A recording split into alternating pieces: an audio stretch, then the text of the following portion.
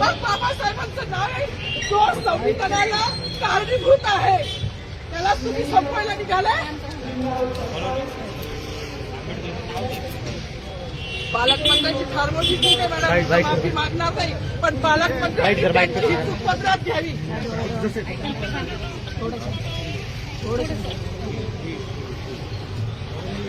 मला मीडियाशी घेणं नाही मॅडम, मला सस्पेंड केलं, मी माळूचे गाड्या उपसीन, मी माती काम करीन, पण बाबासाहेबांची ओळख पुसून येणार नाही. मला सस्पेंड करायचं करू शकता मॅडम. बाबासाहेबाला संपवायचं काम करायचं नाही.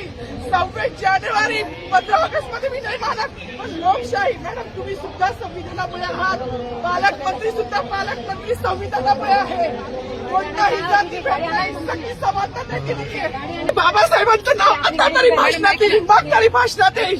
ज्या लोक संविधानाला लोकशाहीला कारणीभूत नाही त्यांची नावं वारंवार घेतली गेली. मग जो